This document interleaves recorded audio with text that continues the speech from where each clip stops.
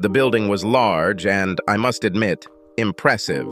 For some inexplicable reason, the modern exterior hid an interior designed in the style of an ancient baronial castle, similar to the luxurious film sets you sometimes see in movies. Essentially a Victorian interpretation of the ideal medieval castle, they didn't really have the technology to build large or extravagant buildings like in the real old days. One thing I knew for sure, the wedding would not have taken place in such an establishment if I had paid the bills. But hey, years ago, my ex-wife Shauna was damn sure it would never happen. I really thought I had found myself a safe, secluded spot hidden in a pseudo-minstrel gallery that doubled as a spotlight tower and movie booth. From there, I could watch the ceremony without being seen by anyone on the main hall floor below. I was well aware that my presence, if it became known, would prove, to put it mildly, somewhat controversial and would likely lead to an unfortunate confrontation between my former relatives and me. And I was also quite convinced that my daughter would not be happy if this happened. I even imagined that Tamsin would be even less pleased to learn of my presence than the witch and George, her henchman husband. Anyway, I was sitting there, quietly hidden in the depths of the usually ignored minstrel gallery, where I could watch my daughter's wedding, when suddenly a voice whispered right in my ear, "Hi, handsome. I thought you wouldn't refuse this little party." To say that the sound of that voice made me flinch would be putting it mildly. I literally jumped off the folding fishing chair I was sitting on and collapsed on the floor.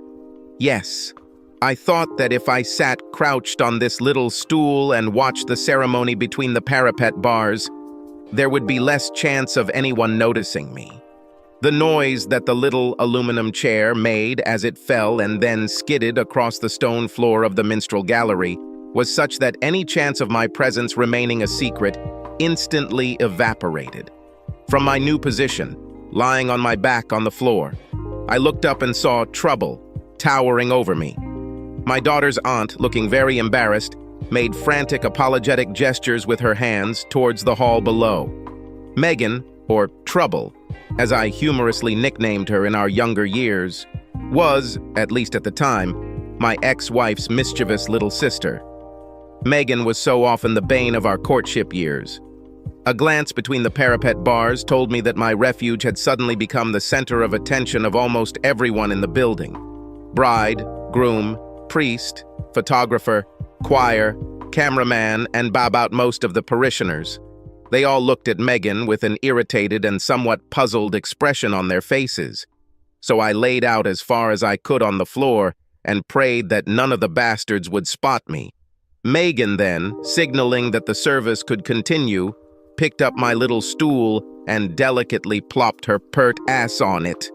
From my prone position, I could no longer see the floor of the main hall, but I could almost hear what was happening below, and soon really see that the wedding service had resumed. I was kind of hoping that this incident would register as one of Megan's stunts. Megan's penchant for extravagant behavior and accidents was legendary in the family, even when she was a child. "It's okay, you can watch now," Megan whispered. "Sorry, I didn't mean to make you jump, Billy." "Make me jump, woman? Damn it, you almost gave me a heart attack. Where did you learn to sneak up like that, Megan?" I whispered, taking a position from which I could observe what was happening below. Well, it was obvious to me that I wouldn't be able to use my little chair for a while.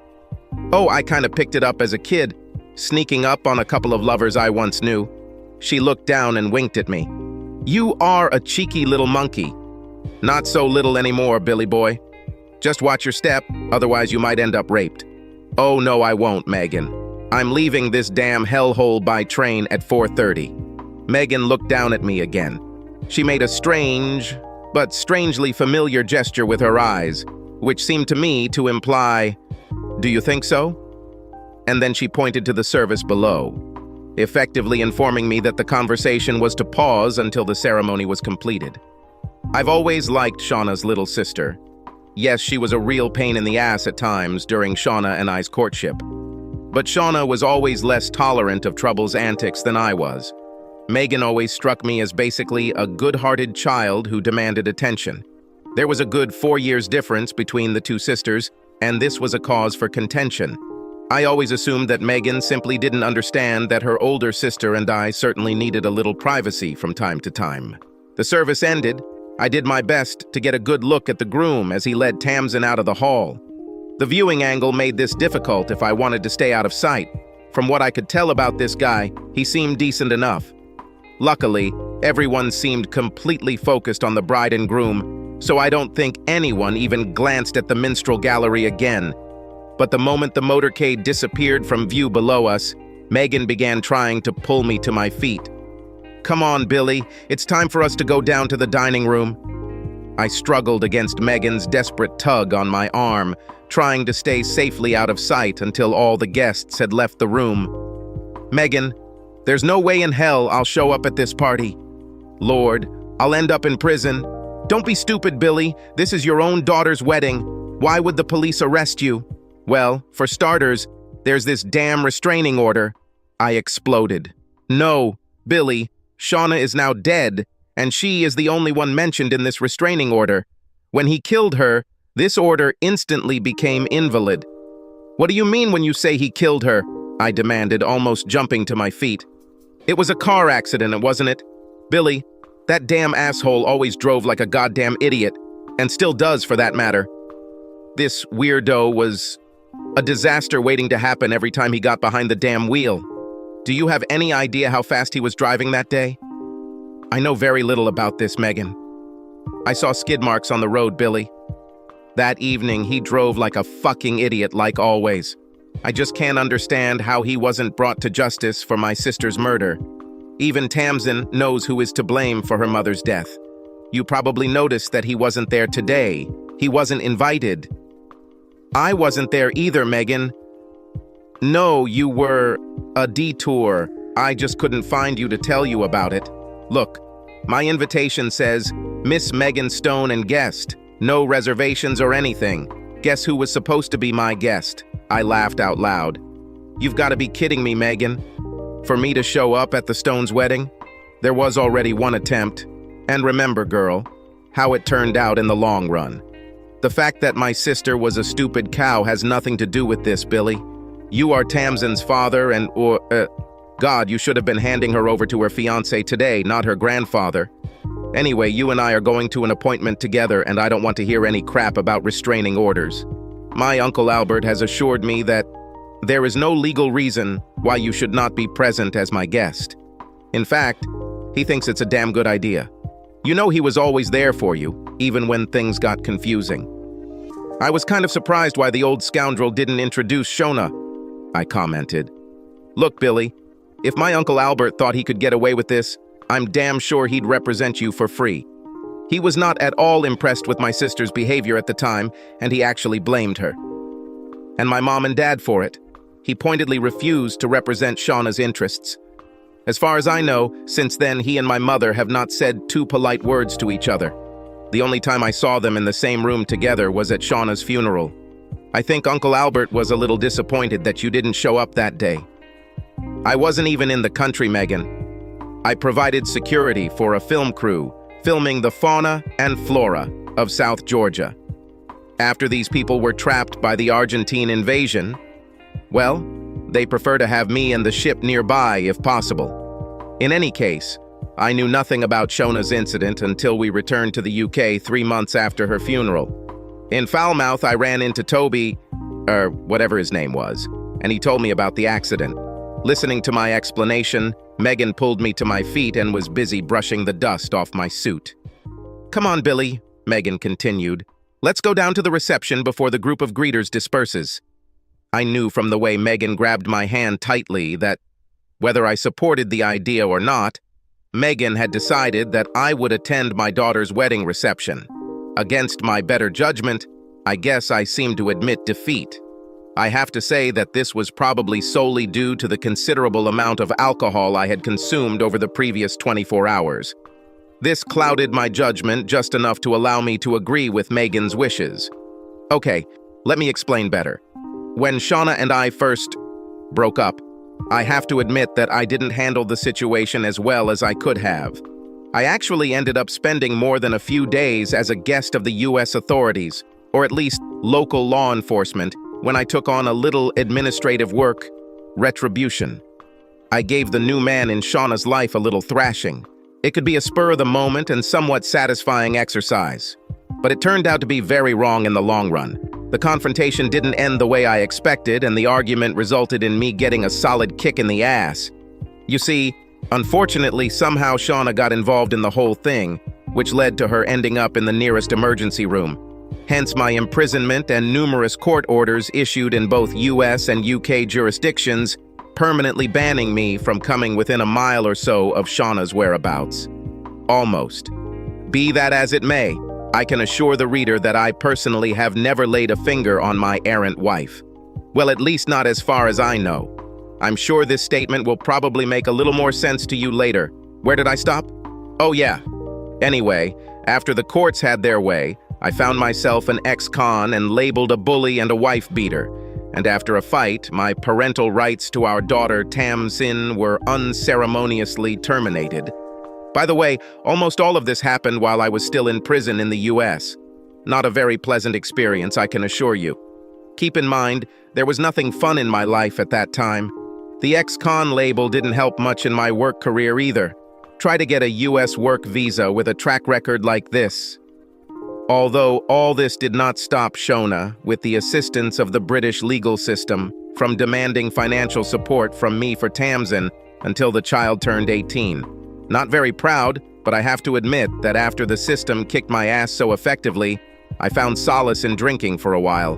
However, I managed not to become a complete wreck or an inveterate alcoholic.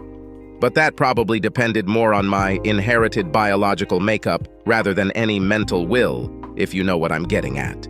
However, I still needed a little something to help me face this particular day. Still working in the film industry, Billy? Megan asked, leading me somewhat unsteadily down the stairs into the main foyer of the establishment. No, not really, Megan, I replied. I guess you could say I'm in the shipping business now. Most of the time I work as a sailor on research vessels and the like. Although I still do quite a bit of filming, I think it's a good idea for them to have a backup or second experienced cameraman on the team to help document what's going on. Sometimes I'm the only operator on board. So you gave up Hollywood? Megan, I never worked for any of the big boys. The best thing I've ever done was be a background cameraman. Moreover, in rather mediocre third-rate films. Unfortunately for me, my wife was far more successful with directors and producers than my work ever was. Shauna always wanted to be a star, Billy. You knew this before you married her. Yes, but I had no idea how far she would go to achieve her dream. Oh damn, look at this. We arrived at the hotel lobby, through which we had to pass to get to the entrance to the banquet hall, where the reception of guests on the occasion of the wedding was to be organized. The vast space was filled with guests patiently queuing to join the hosts and guests of honor as they greeted those arriving at the reception. I decided that the show was planned by the witch, Megan and Shauna's mother, and she really put in her best effort. The witch still has greater delusions of grandeur than my ex-wife. The witch planned and organized our wedding, although it was not as big as this reception. I might add that the witch and I were never members of each other's respective fan clubs. So I decided that my appearance at this function could go disastrously wrong. Finding myself buried anonymously in the crowd, I no longer felt so vulnerable. Although many of our dear guests and relatives quickly glanced at each other as they recognized me, probably from Shauna and I's wedding many years ago. I also knew that somewhere here I had several allies, but they would remain strictly secret. In general, the Stones were a fairly friendly clan. Eventually, however, the crowd began to thin out, and the witch finally noticed me from her place. A little further down the line of hosts, her face immediately turned crimson, and for a moment I thought I saw smoke coming from her ears. Even though I protested, Megan led me through the conference room entrance to the front of the reception line. Tamsin's new husband was momentarily stunned when Megan introduced him to the bride's father. The poor guy really didn't know what to do or say. I shook a very limp hand. Tamsin was just as shocked, if not more so. As I looked into her eyes, they grew larger and larger, until I was afraid they were about to pop out of their sockets. You know, I truly believe that the girl had no idea who I was, until she heard her Aunt Megan tell her young husband that I was Tamsin's father. For some inexplicable reason, I decided to say, "Hey baby, it's been a while since I sat you on my lap," before taking the equally limp hand she extended and kissed the back of it. Okay, I was actually thinking about giving Tamsin a big hug, but I was afraid she might faint if I did. Tamsin's answer was limited to, but, before Megan nudged me with her elbow, directing me along the line of greeters. The next person who came into my field of vision was the witch's henchman George. He actually recognized me and handled the situation quite well. Well, I thought he would do it. "William, this is an unexpected surprise. How are you?" "Billy is my guest, Daddy. If he leaves, I will leave too," Megan commanded, standing next to me. I kind of wondered if Megan had even spoken to Tamsin.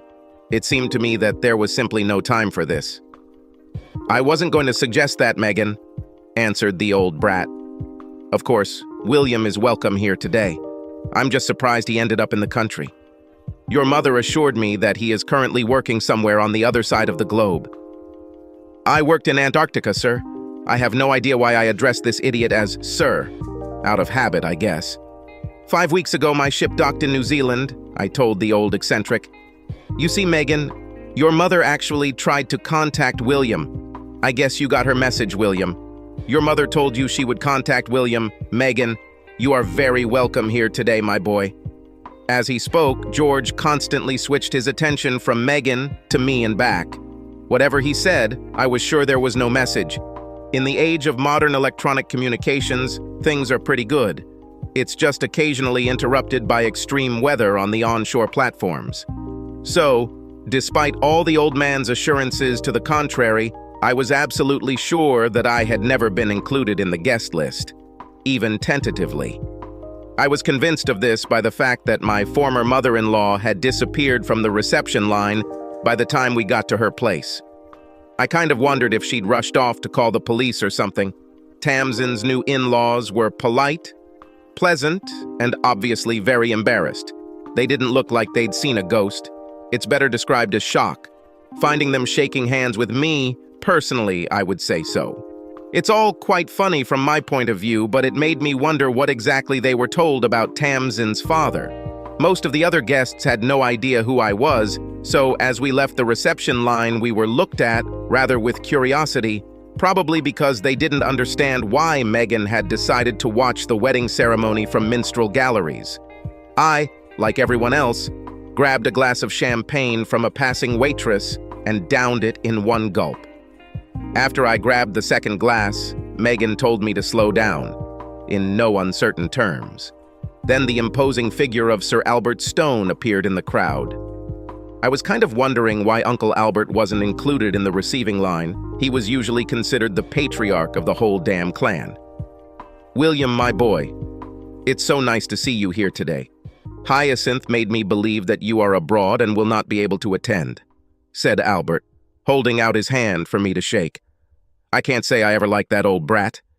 Megan's Uncle Albert is a lawyer by trade, and in my opinion, he always seemed too official. In my youth, I felt a natural disgust for people like him. Disgust, which has since intensified somewhat due to my meeting with the lawyers. However, Megan implied that during the train wreck that ended my marriage, the old goat took my side. As a result, I was forced to do a quick re-evaluation of my feelings towards this character. "How are you, sir?" I found myself responding by shaking his hand. "It's nice to meet you again." "Capital, capital," Albert grinned back at me. I actually don't know what the phrase capital is supposed to mean or imply, but I knew from memories that this was Uncle Albert's usual reaction to almost anything and everything that was ever said to him. That is, as long as everything went the way the old codger wanted it. At that moment, Tamsin, her duties on the receiving line apparently completed, appeared in front of me. In fact, completely forgetting her manners, Tamsin rather rudely pushed herself between me and her Uncle Albert. The look on Tamsin's face can only be described as one of naked disgust. "You have some kind of cover since you showed up here.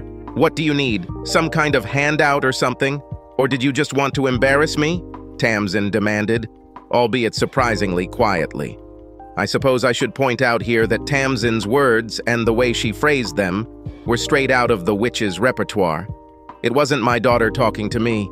It was Tamsin who was brainwashed by the witch shortly after she was born. This realization was disappointing, but I didn't feel the same way about Tamsin as she did about me. It just reassured me that everything was as I expected. I looked from my daughter to Albert and then to Megan standing next to me. "I told you this wasn't a good idea, Megan. I better leave now," I said, and turned to the exit. "No, just a minute, young man," Albert shouted, loud enough to attract the attention of almost everyone standing nearby, and with enough authority to stop me instantly. I turned around, wondering what the old man was going to say. "Tamsin, your father traveled almost halfway around the world to be here with you on your special day. The least you can do is be polite to him." In fact, Albert's statement was not true.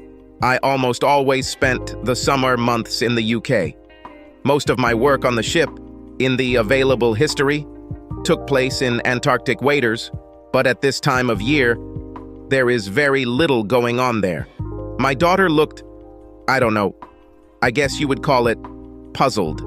She looked from me to her uncle to all the people watching us, and then back to me. Then she said, "Sorry. Father, your unexpected presence took me by surprise. You never pretended to be interested in my life." "Where did you get this idea, Tamsin?" Albert roared. "I want you to know, young lady, that your father has been very closely monitoring your development. He repeatedly risked being arrested, only to witness important events, incidents in your life. Isn't that right, young man?" "Sorry, sir."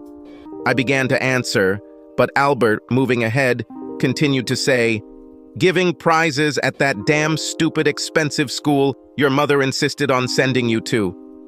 I have very good reason to believe that your father was present for each of them. He was also at your university graduation. Damn girl, you walked right next to your dad to pick up your diploma without him even noticing.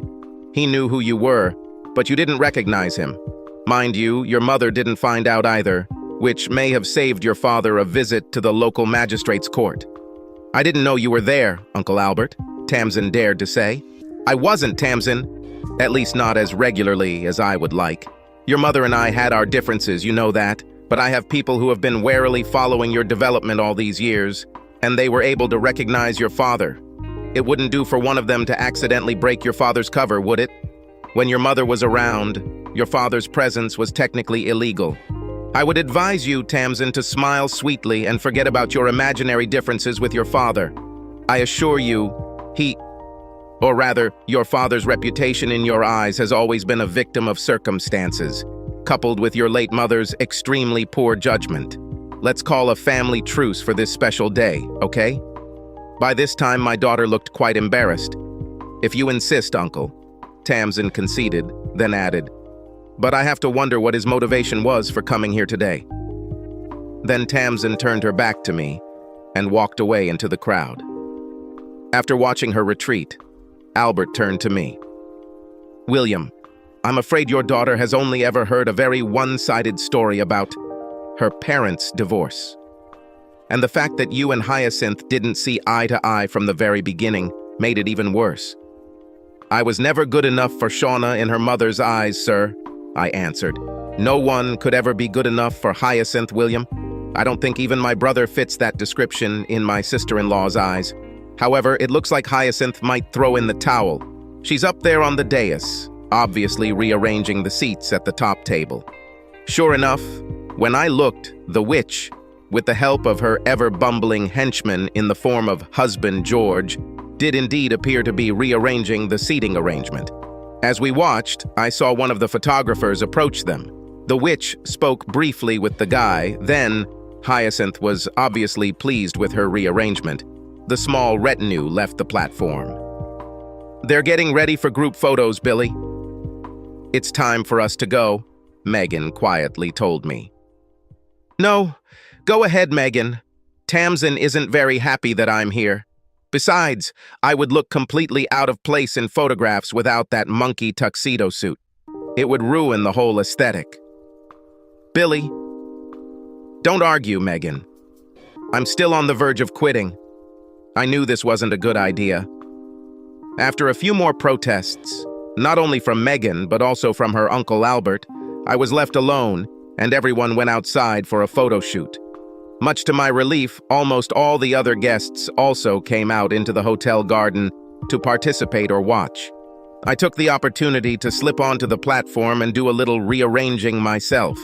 Of course, the witch sat me down next to Tamsin's new husband. But given my daughter's behavior and the fact that I had never met this young man before, I thought this might get me into trouble. And Megan, Uncle Albert, and his wife, apparently my only open allies, were far at the end of the table. So I returned Tamsin's grandfather to the place where I suspected he was sitting according to the original plan. Then he slid his own, a hastily scribbled card, next to Megan at the end of the table. I kind of decided that this seating arrangement was much safer. After returning from the photo shoot, Megan briefly fell into spoiled child mode. It had been a long time since I last saw her, and I found it oddly funny. I realized that this action was inspired by my refusal to participate in the photo shoot. Well, if that's how you feel about it, I'm going to go to the bar. That was all I needed to say to quickly put an end to Megan's feigned protest. "Just dare, and Megan objected. "What will you do, Megan?" I asked. "I don't know. I'll kiss you, maybe. I've always wanted to do this, but I never had the guts. I always knew Shauna's little sister was holding the candle for me, but I was surprised to hear Megan hint that she still carried that torch." "Oh my God, Megan. I thought you'd long ago outgrown your stupid teenage hobbies." "Oh, I've outgrown it. I even found someone who I considered the man of my dreams. But I soon discovered that not everything that glitters is gold, and what you see is not always what you get in the end. It was only after I divorced that bastard that I appreciated what my sister had so carelessly thrown aside."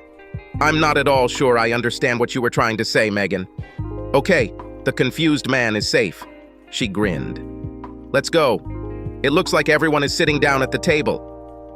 The top table was prohibitively long, and Megan and her guest were originally located somewhere down the hierarchy.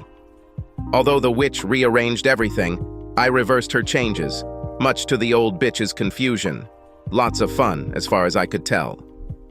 The witch seemed to accept my change without protest, but she gave me a withering look. Albert sat next to Megan. "I thought that Hyacinth," he began to comment when we arrived at our places. "I thought her original plan would be a little more diplomatic, sir," I interrupted. Capital. I always knew that Hyacinth underestimated you, my boy. In any case, please drop the formalities. For the family I am, Bertie." For most of the meal, Albert monopolized my conversation, ignoring everyone nearby, including his wife, but excluding Megan, who sat between us. He spent most of the meal asking me pointed questions about my travels. I almost felt like I was on the witness stand. Well, he was a top-notch lawyer who was used to cross-examining people. "Well, let's see how they do," Albert commented, leaning back in his chair as the master of ceremonies called for silence for the formal toasts. Grandfather Tamsin, having given her out, stood up and made a short welcoming speech.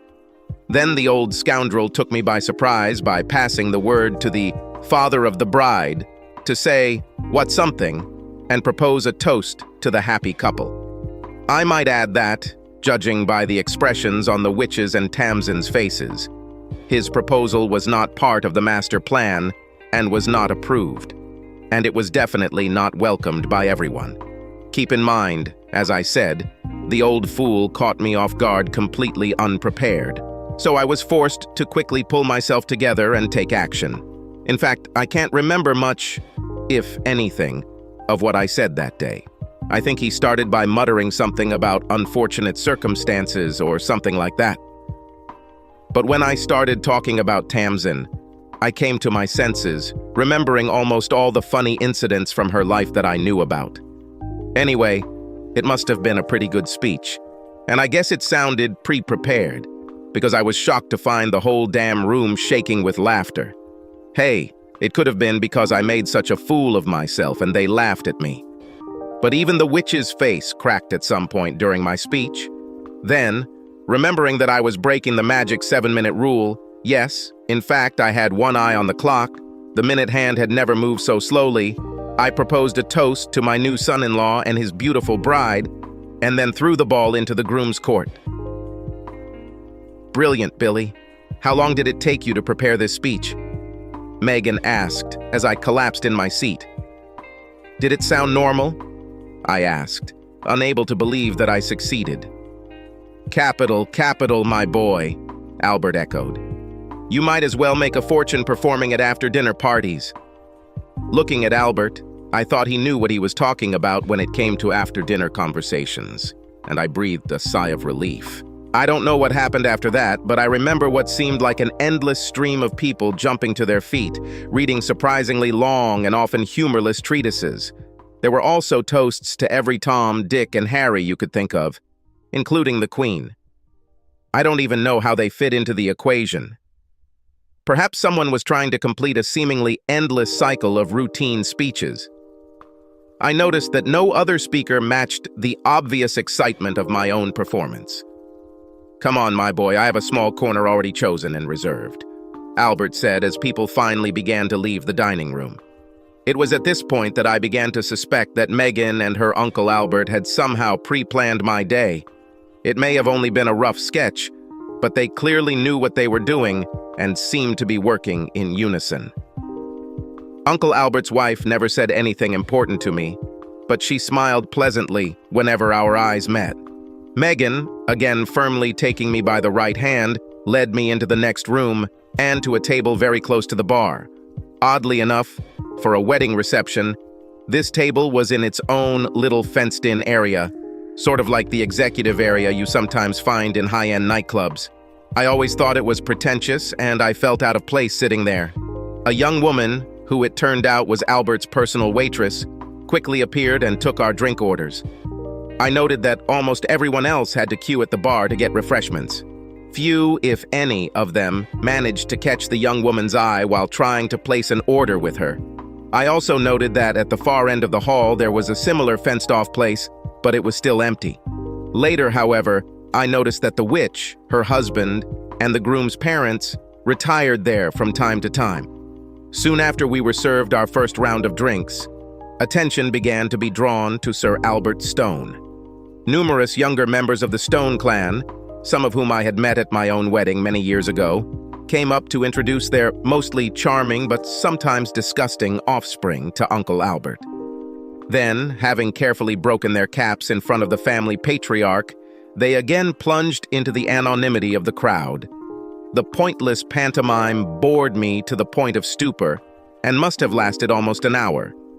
During all this time, Albert said almost nothing except repeating his favorite phrase, capital, capital.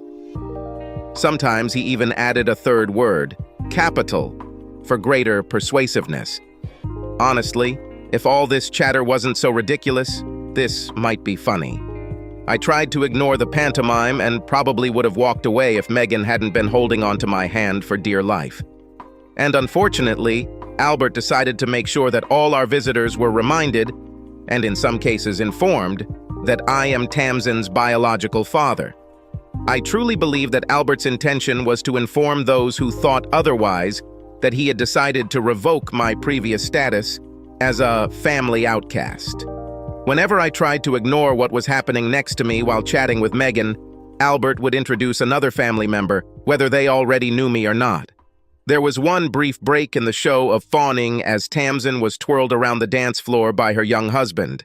No, at that time I was not invited to dance with anyone, which was quite convenient in a way because I'm not that good at the old formal things, especially when the spotlight is on my partner and I. I think this is the last one, Albert said with relief in his voice as the last small family group left our enclave. And now, my boy, I really think we'd better get down to the serious business of today. We cannot allow your daughter to address her father the way she did before. Damn daring for a kid. It would have been great if years ago you had been there to throw her over your knee and give her a good spanking. She definitely needed it. Hell, this was exactly what her mother needed. George had always been too soft with Shauna, and now with young Megan. "Oh, your health, Uncle Albert." Megan snorted. "Oh, you weren't so bad, Megan. But still, I have to admit that sometimes I could be a cheeky little naughty girl, sometimes forcing your parents to tediously reprimand you. I was never as bad as Shauna, Uncle." "No, and I admit it, Megan. But I'm sure that if William had thrown Shauna over his knee and spanked her the first time she stepped out of bounds, everyone's life would have been much simpler, including her own. Knowing Shauna, I would have spent most of this time behind bars, Albert," I intervened. "Yes, you're right. Perhaps it would have happened, William. Shauna was a law unto herself and demonstrated a clear lack of common sense and conscience on occasion." "On occasion?" Megan asked. "Okay, perhaps too often," Albert agreed. "In any case, young man, it's time to restore your relationship with your daughter." Albert waved his hand casually and our waitress appeared. He whispered something to her that I didn't hear, and then she disappeared again. A few minutes later, Albert suddenly rose to his feet and ordered, "Come on, both of us. We can't do this in front of the whole crowd. Things can turn ugly." The big man then walked away towards the main foyer. The crowd on the dance floor seemed to magically clear a path for him. Megan, still holding my right hand with an iron grip, led me after him. I think I already mentioned that I think this day was planned in advance. This feeling was intensified by the fact that Albert led us to another, much smaller and almost completely deserted, reception hall. What struck me as strange was the fact that the teenager who guarded this room and removed the rope obstructing the entrance as we approached turned out to be the same hotel employee to whom I had thrown a few shillings to gain access to the minstrel gallery. The hall was furnished so that it looked more like a lounge bar than a banquet hall, but without the actual bar. However, there were many large sofas, and on one, hidden in the corner, sat 3 people, 2 men, and a woman. For some reason, they seemed alien to me here, and I realized that they were not part of the wedding party. To begin with, there were no white carnations on them, and I even managed to steal one of them before the service began. The woman, well, at first glance, I took her for one of the hotel office workers. She looked like a very efficient and damn attractive young secretary. The remaining 2 guys were completely different. They were dressed elegantly, but not overly so, and one of them seemed disturbingly familiar to me. I felt that I had seen this guy before and perhaps even talked to him, but I could not remember where and when. The second guy was a complete stranger to me, as was the young woman. Ignoring the 3 uninvited guests, Albert walked towards a group of sofas standing in a circle. Before he could sit down and indicate where he thought Megan and I should sit, our waitress appeared with a tray laden with even more alcoholic beverages. "Uncle Albert, if you don't slow down with the drinking a little, I'll be drunk as hell before the end of the evening." "William, drunkards are divided into several main categories: obnoxious arguers or brawlers, boring, talkative drunks, stupid, drowsy drunkards, and more attractive, benevolent drunkards. I happen to know that you are usually classified as the latter type," Albert replied in his authoritative tone with a discouraging smile on his face. I had to admit that Albert was right in his description of my behavior when under the influence of excess alcohol. I don't drink to excess anymore, ever. But I was very interested in how he could know about this fact. We didn't move in the same circles or anything like that. Heck, I've only met this man 4 or 5 times in my entire life. "You seem to know a lot about me, sir." "Of course, young man. After what happened, I felt obligated to look after you. Even though I couldn't do anything else, I could make sure you didn't get into any more trouble." "I don't understand, sir." "Leave the formalities, William. I'm on your side. And it was always there. Didn't Megan assure you of that?" I must have nodded or something because he continued, "Capital. Now be patient a little longer, young man, and everything will become clear to you. Hope. I also hope that you will understand my position and can find the strength in your heart to forgive me for not acting sooner. Now you've really confused me, Bertie. My answer brought a smile to the old man's face, but it didn't stay there for long. His gaze moved to the far end of the room. Following him, I saw the witch and George enter the living room. They were quickly followed by Tamsin and her husband. All four of us walked up and were ordered to sit on adjacent couches across from us.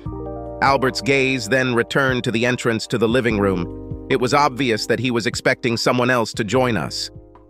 What does this all mean, Bertie? Why did you call us here like this? We have guests to take care of. The witch demanded, please calm down, Hyacinth. If it weren't for your intervention, I'm sure this wouldn't have been necessary. Shauna was an irresponsible young woman who made an unintentional mistake that she was willing to admit until you talked her out of it. I do not understand what you're saying. The witch began to rant, but her husband shocked her into silence. Hush, Hyacinth! Bertie is absolutely right, George snapped back. Lord, the dumb man has spoken, I thought to myself. This was something I certainly did not expect. At that moment, a man in a black suit with a high, stiff collar entered the living room. I immediately recognized him as another prominent member of the Stone clan. The Roman Catholic priest, whose name was Father Connor, was clearly a decent Irishman. However, I have never been able to pinpoint where he fits into the Stone family tree. As far as I knew, everyone else in the Stone clan was strictly Protestant. Be that as it may, this man was always pleasant to me on the few occasions when we met. I should add that, whether he was of a different faith or not, Father Connor occupied the same patriarchal position in the family clan as Sir Albert Stone. However, while the crowd was coming to see Albert in the main hall, I saw Connor's father a couple of times, diligently making his rounds among the family members. Albert rose to his feet to greet Father Connor, and then the priest turned to me and shook my hand. I jumped to my feet the same moment Albert did. I'm glad you decided to attend today, William. You did a great job with that speech, young man. Of course, your daughter was surprised to learn that you were so familiar with her life story. As he spoke, Father Connor glanced quickly at Tamsin. My daughter looked somewhat embarrassed. Thank you, Father. I hope you are doing well. As the good Lord intended, William. So, Megan, have you been avoiding me today? The noble father turned his attention to her. I waited patiently for him to finish with Megan, and then we all sat back down. Uncle Albert cleared his throat noisily as if to say, let's get down to business. But Father Connor spoke first. Bertie, do you understand what confidentiality of confession is? Totally, Joe, Albert answered. Until recently, my actions were similarly limited. However, I believe I have been able to think of a way out of our shared predicament. Very well, as long as everyone understands that I cannot reveal anything that was told to me in secret, Father Connor repeated. Albert directed a friendly glance at Tamsin. Tamsin, do me a favor, if you wouldn't mind. I would like you to imagine that we are here, in a courtroom, and that you are testifying. You are taking an oath, if you understand what I mean. Yes, Uncle Bertie, but I don't. Tamsin began to answer. I don't expect you to understand, Tamsin. Not yet. I hope everything becomes clear to you soon. If this does not happen, then this whole pantomime will be a waste of time. I just want you to answer my questions as fully and honestly as you can under the circumstances.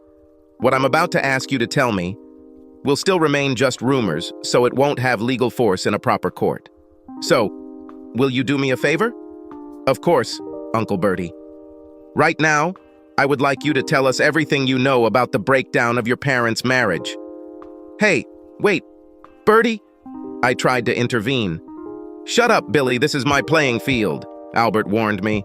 To be honest, I was completely taken aback by this reproach. Not so much because Albert cut me off like a judge, more because he addressed me as Billy. Now, Tamsin, please continue. Albert continued. Albert, she was just a child at that time. You're asking too much of Tamsin, exclaimed the witch. You know, you're probably right, Hyacinth, Albert agreed. Why don't I tell you this story? As far as I remember, you went there and were old enough to understand what was happening. I'm sure you've repeated this story often enough over the years to know it by heart. I don't think I can," answered the witch.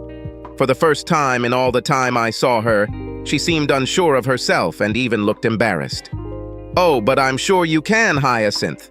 Your diatribe against William has been your signature number for many years now.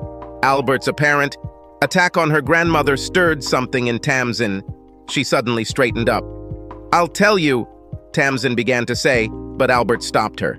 He seemed adamant that the witch tell the story. I don't understand why, but I have to assume that Albert's initial request to Tamsin to tell the story was some kind of legal stunt, designed to achieve I don't know what.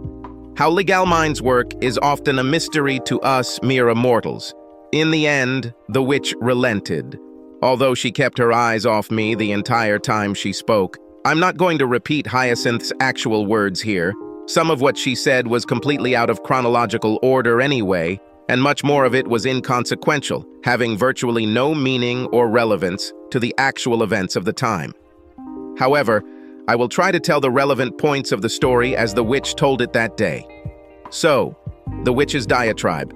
Shona and William stayed in America for a couple of months working on the film. It was Shona's first feature film, and William was working as a camera assistant or something like that. Larry Parker, the director of the film, was very impressed with Shauna's acting skills and told me that she would soon become a big star. We thought everything was going very well. Calling home, Shauna was very excited about her big movie break. Although the presence of 18-month-old Tamsin, as it turned out, complicated the situation somewhat. Shona said a couple of the girls on the crew were very helpful and looked after Tamsin while she was on set. But then one evening, everything changed. They called us on the phone and said that William had left home and got drunk as hell. He returned to the cabin he and Shauna shared, where she rehearsed her lines for filming in the following days with Larry's help. For some inexplicable reason, William went crazy and attacked Shauna and poor Larry with a broken chair leg. Luckily, Larry was able to overpower William, knocking him out before he could kill them both. As far as I understand, William was completely out of his mind. However, Larry was unable to stop William from breaking Shauna's cheekbone. Poor Larry didn't have a good time either, because William gave him a very nasty black eye. The police, of course, opened a criminal case against William for assault. But I took Tamsin to the UK before the case went to court. As far as I know, he was sent to prison, but I have no idea for how long. And of course, he was deported back to the UK after serving his sentence. After William beat her, Shauna divorced him. What else could the poor child do? No woman should be subjected to this kind of treatment from her husband. It was assumed that Shauna would have another, much more important role in the film, which would be shot in Hollywood. This was arranged by Larry. But before filming began, her face still hadn't healed properly, so she missed out on the opportunity. William's rampage that evening cost Shauna her chance to make it big as the actress she was destined to become. The poor girl was so scared of what William would do when he returned to the country that we were forced to get a court order to keep him away from her. Over the years, as everyone knows, there have been all sorts of legal disputes, but we haven't seen William outside the courtroom from that day to this. The witch, looking quite pleased with herself, sat back on the sofa, effectively declaring the story over. But I noticed that she still didn't look me in the eyes. I was convinced that she could not do this because she was well aware that the story she had just told was neither the full story nor an accurate account of events in the States that weekend. I didn't sit quietly listening to the witch's diatribe like Albert wanted me to. Several times, I wanted to challenge, add, or correct details that the witch either ignored or didn't know. However, Megan, still holding my right hand tightly, seemed to sense every time I began to lose my patience. She squeezed my hand, and almost at the same moment, they must have been communicating in some way. Her Uncle Albert gave me a sign to be silent. "You seem to be very cruel when you get drunk, William," Albert made an observation. "It's very difficult for me to believe this. It's also quite strange that you managed to avoid prison. For how long? For 22 years? I nodded, confirming Albert's assessment. It's also quite strange that I haven't had any reports of you losing emotional control when you're under the influence of alcohol. For those of you who don't know, I have certain associates who have been keeping a wary eye on William for years. And, William, for a while you were, well, let's face it, you were a little wild. Be that as it may, I have a feeling that William's interpretation of events will give things a slightly different flavor. Why don't you enlighten us on how you, William, felt about that fateful weekend? I pulled my hand away from Megan's and moved forward a little in the seat. I didn't want her to accidentally interrupt me, or disrupt my train of thought. But without the comforting feeling of Megan next to me, I suddenly felt completely naked. Then I looked straight at Tamsin because I needed her to be the one to understand. What your grandmother said was not true from the very beginning. For the second part of this film, my friend asked me to act as a cameraman. It was supposed to be an action movie, the action of which would take place in the mountains. The second echelon was tasked with filming all the deleted footage, very often with stand-ins instead of the main actors. This has always been my strong point: long-distance shooting and working with a telephoto lens. They paid for Shauna to fly to the States only because I refused to fly without her. I thought this would be a nice, free vacation for Shauna. The film crew occupied what looked like a winter recreation complex. It probably cost them little because we were filming outside of their regular season.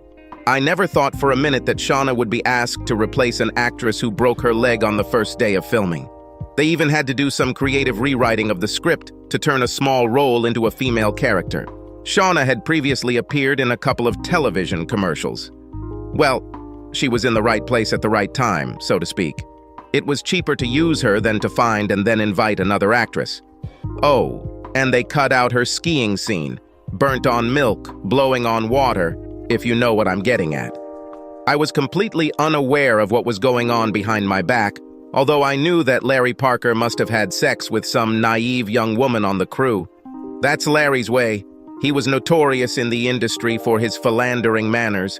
Besides, I thought Parker was my friend, and I made the mistake of thinking that friends don't seduce their friends' wives. That Friday, we completed location shooting. Everything else was supposed to be filmed in the studio. Shauna's character was not required for any of these remaining shoots. In fact, she only had a very small part. Anyway, on Friday afternoon, the rest of my team and I had to pack up all of our gear so it was ready to return to the rental company. All technical equipment is rented as needed. Anyway, packing went better than planned, and we packed everything much earlier than I expected. I returned to the hut that Shauna and I shared at about 4:30, although I didn't think I'd be back before 10 in the evening. But when I got there, it was empty. No loving wife, no sleeping child. All I found was a note. Here it is. I took out my wallet and handed Tamsin a tattered piece of paper. However, Albert took it from my hands. He slowly and very carefully unfolded what was left of the document. Then I read the words, scrawled on it aloud. Billy, I'm going to Larry's. He loves me and is going to make me a big star in Hollywood. Please don't follow us or make a fuss. Shauna. Short and to the point, Albert commented. Go ahead, William, but I believe we already see where this is going. So you say the location shooting is over? Yes, sir. That's how it was, I answered. Then it's a lie that Shauna was rehearsing lines for the next day of filming, isn't it? Okay, go ahead, guy. Let's get to the dirtiest part. You only have his word for this, the witch barked. How do you know he's not lying? Quite right, Hyacinth, Albert conceded. Let's see if we can't check a few facts. Albert looked at the three strangers. Reginald, if you don't mind. A man who did not seem familiar to me stood up and approached us with a briefcase in his hands. Sir? He turned to Albert, barely approaching a comfortable distance. Do you have copies of the shooting script for this film? Reginald didn't answer with words. He took a folder out of his briefcase and handed it to Albert. Albert didn't even bother to open it. He casually tossed it onto the coffee table with the sofas around it. If anyone wants to dispute what William has said so far, he will find that it is confirmed by the contents of this folder. Now continue, William, please. For a few seconds I was confused. The interruption disrupted my train of thought. I literally had to control my emotions before I continued. When I found this note, I just, got apoplectic, yes, and had a couple of drinks to calm my nerves. But then I realized that I had to return to camp that same evening, but much later.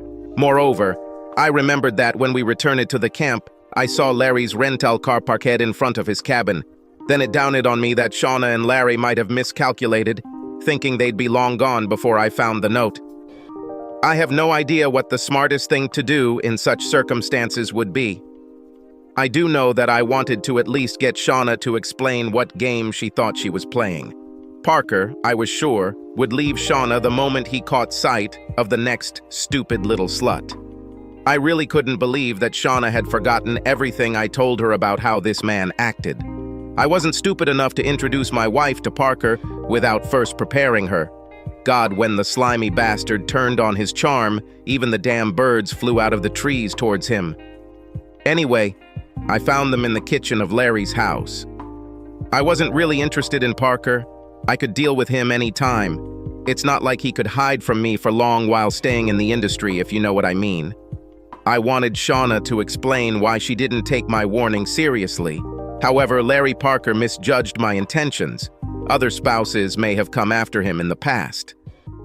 Anyway, to be honest, he came at me like the proverbial bull in a goddamn china shop. I simply stepped to the side, and Parker rushed past me and crashed into the back door, breaking the glass in the process. For a moment, I thought Parker was trying to escape. Later in court, it was stated that I broke this glass when breaking into the hut. The fact that there was shrapnel on the floor outside and that I didn't have a cut on my arm like Larry did was apparently ignored. Of course, it was also hampered by the fact that I could remember very little about the day when I first regained consciousness, and I had been regaining consciousness for several years. However, now I can remember all this in great detail. I don't know how to describe Larry Parker's fighting technique because it doesn't fit into any category that I know of. Be that as it may, as soon as he came to his senses after crashing into that door, he rushed at me again. I stepped out of the way again, but managed to kick him as he flew past.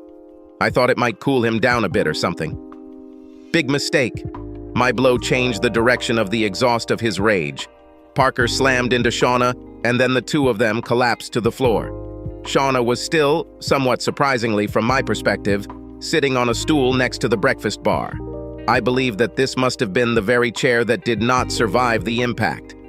I actually thought Parker was offside and Shauna didn't look too healthy either.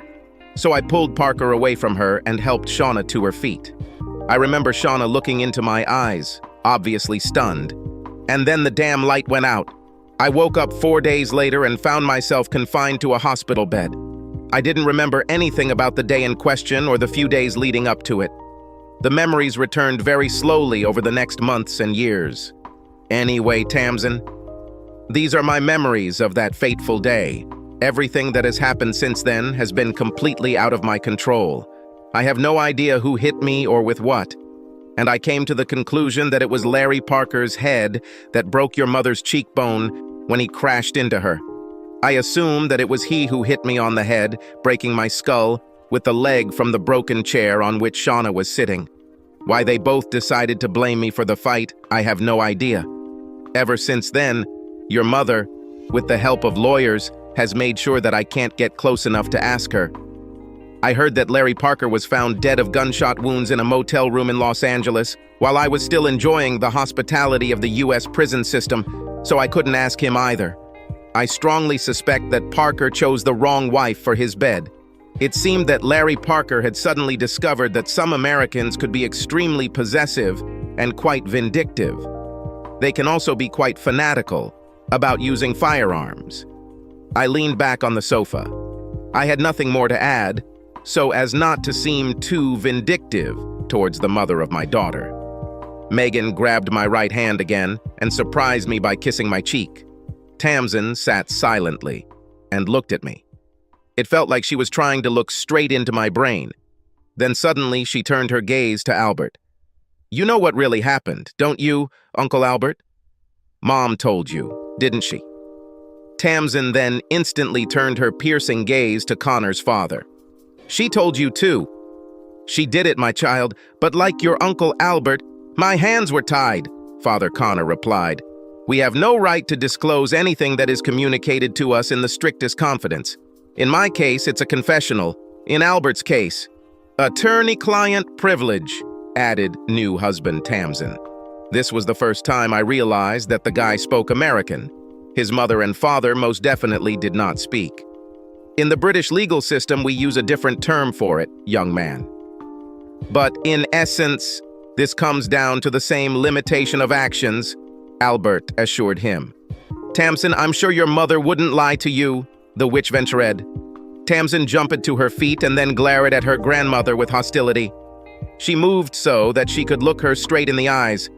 I'm sure of it too, Grandma. But in reality, my mother never explained to me what happened then. All the information I have I got from somewhere else. Whenever I asked my mother about this, she always changed the subject or avoided it in some other way. Suddenly, Tamsin turned on her heel, crossed the room where the three strangers were sitting, and addressed a man I found familiar. I know you, don't I? She demanded. Yes, young lady, that may be so, the man replied. Uncle Albert hinted that he had someone who looked after me. I remember seeing you more than once at my school. I'm also sure I saw you in Bristol a few times when I was at university. Perhaps, miss, the man conceded. So, given the fact that my uncle implied that he had someone looking after my father as well, and I know that Reginald and Shirley, who are here, both work in my Uncle Albert's London office, I suspect that it was you who were following my father as well as me. Am I right? As required, yes, miss. You're right, the man answered. So, who are you? A private detective. I'm a retired police officer, miss. The one your uncle turns to when he requires my specialized services. Tamsin turned, looked me straight in the eyes and smiled. Then she turned back to the man. I would assume that you have studied very carefully the events of that evening, sometime in the past? The man agreed with this, nodding his head. Then could you tell me whether you believe that my father is an honest man? Did he lie to us today? As far as I know, miss. No, the man answered. Thank you, officer. It's a pity that you didn't identify yourself. Retired Sergeant White, miss. Chalk for friends. Thank you, Melk. I don't understand why Uncle Bertie didn't just send you to tell me the truth. I only do what I'm asked to do, miss. And could you shed some light on why it was necessary for my Uncle Albert to remain silent for so long, Melk? I can only hazard a guess, miss. But I would guess that your uncle was defending some unnamed character from a charge of perjury. But why did she even feel the need to perjure herself? I really can't tell you that, miss. However, I think that a film producer could not promote a young actress if he himself was locked in a prison cell and charged with causing grievous bodily harm, or whatever the American equivalent calls it. Suddenly everything makes sense, Tamsin exclaimed. How long have you known this father? She turned around to look at me. I didn't know, Tamsin, but I suspected, I replied. I don't know how seriously your mother was injured that evening, but from the very beginning, I was not sure that she remembered the events as clearly as she claimed in court. Perhaps Shauna repeated the story Parker fed her to the police. Tamsin turned back to Chalky. May I invite you and your colleagues to be my husband and I's guests of honor for the rest of the evening, she asked. All three of them thanked Tamsin, and then she literally ushered them into the main banquet hall. Then she slowly walked back across the room towards us, looking me straight in the eyes the entire time. Tamsin, the witch began again as she came closer. Please don't say anything now, Grandma. I'm too angry, and I might say something I'll regret later. Grandpa, could you take your wife out and take care of the guests? Paul and I will be leaving soon. Without a word, George lifted the witch to her feet and led her out. Tamsin then walked over and hugged Father Connor, followed by her Uncle Albert.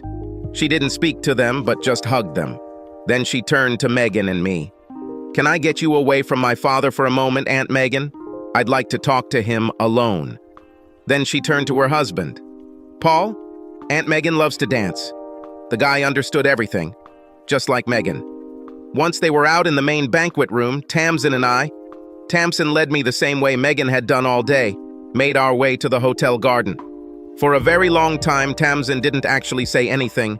She just held my left hand very tightly. But in the end, she asked, "How can I ever apologize to you, father?" Slightly embarrassed, I asked, "For what, baby?"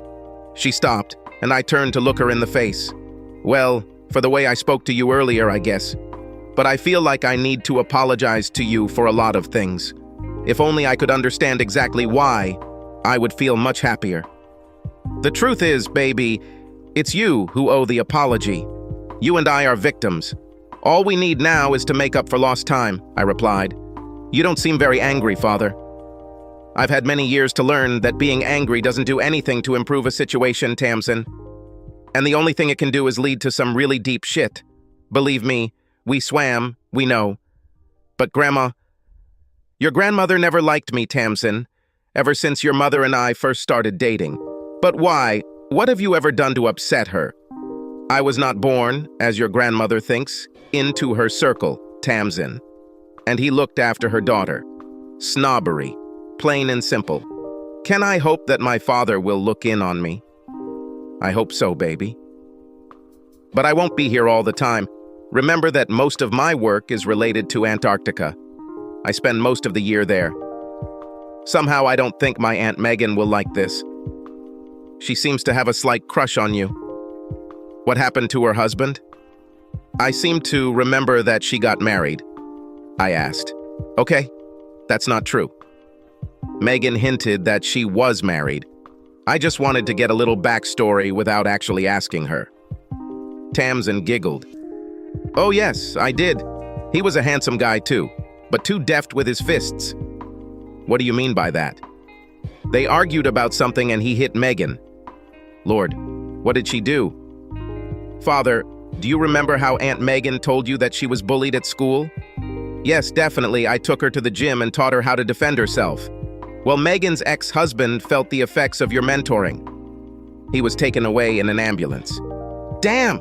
Did Megan suffer any consequences? With Uncle Bertie as your lawyer? Her ex got 2 years probation. In any port during a storm, my love, I'm ready to get married by a damn rabbi, if you ask me. Besides, I have this. Megan held the envelope up so I could see it. Please tell me what's in this envelope, Megan. 2 tickets for a cruise. A luxurious room, no less, that my great-uncle paid for. And it just so happens that this is the same cruise on which a certain man's daughter and her new husband are going to spend their honeymoon.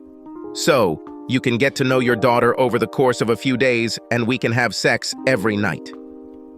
Megan, when did you and good old Bertie start planning this? Shanghai exercise or whatever you like to call it. To be completely honest with you, Billy, Bertie came up with the basic plan after Shona's funeral. Of course, my Uncle Bertie did not interfere with my seduction of you. It was entirely my idea, and it fell under the heading of preferred consequences. So what do you think of this cruise now? I looked down again and saw a longing expression on Megan's face. I think I'm going to enjoy my vacation while still doing my job, honey. However, we will not be able to obtain the marriage certificate until the ship departs. Don't worry about it, Billy. I checked. It's registered in Bermuda. And what is the significance of this fact? You'll soon find out, hubby. You'll soon find out. Now, how about one more lap? Around the deck before breakfast? She grinned. I smiled back at Megan. We skipped breakfast that morning. Life goes on.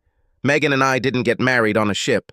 Although she were delighted with this idea, Bertie's wife did not want it. For such an outwardly demure old lady, Beatrice can be extremely strong when she wants to be. Not surprising, really, considering exactly who she's been married to since time immemorial. Beatrice organized our wedding. I'm sure Bertie paid for everything personally. Okay, it wasn't as big as Tamsin's big wedding, but neither Megan nor I wanted it that way. Frankly, we both would have preferred a private affair on board a ship with only Tamsin and Paul as witnesses. The witch was not present at our wedding, but Megan was given in marriage by her father. This scoundrel even sarcastically handed me his daughter's hand. This is becoming a habit, William. Bertie Capital spent the entire day with a huge smile on his face, even claiming during his speech that he is the one responsible for bringing the bride and groom together. Which I suppose it was, in a way.